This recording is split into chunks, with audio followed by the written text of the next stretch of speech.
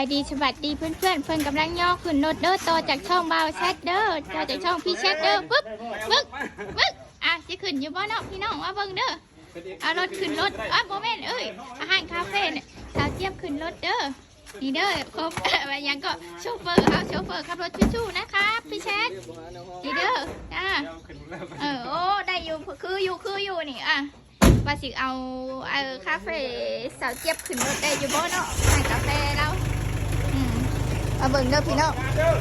ส่งสัญญาณเด้อส่งสัญญาณคาเฟ่เด้อ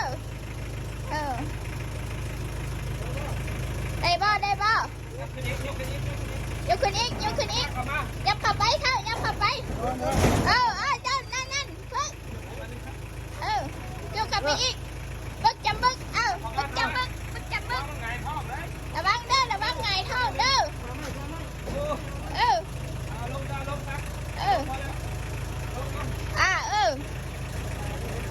มันสิงัดพื้นท้องมาเลย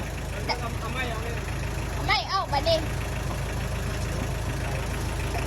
เบิ่งเด้อพี่น้องว่าสิเอาขึ้นได้อยู่บ่เนาะ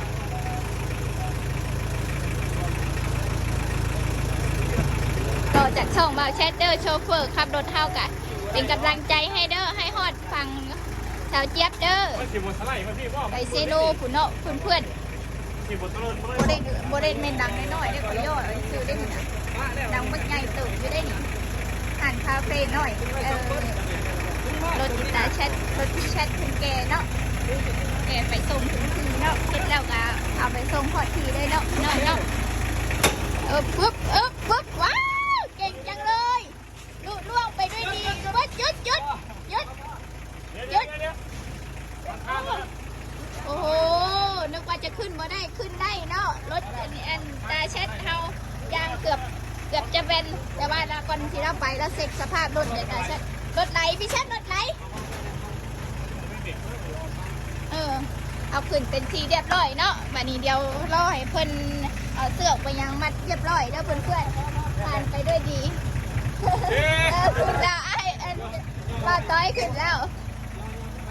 โอเคประมาณนี้เด้อเพื่อนเดี๋ยวเพิ่นเอาเสือกมามัดแบบนี้โอเคพี่แชทบ๊ายบายเดี๋ยวบ่าวสีรัดกับมาซอยเด้อแบบนี้สีรัดมาได้เบียกพอดีมาซอยเราไว้เพื่อนมามัดกันประมาณนี้เด้อเพื่อนเดี๋ยวก็มัดเสือกแล้วบ๊ายบาย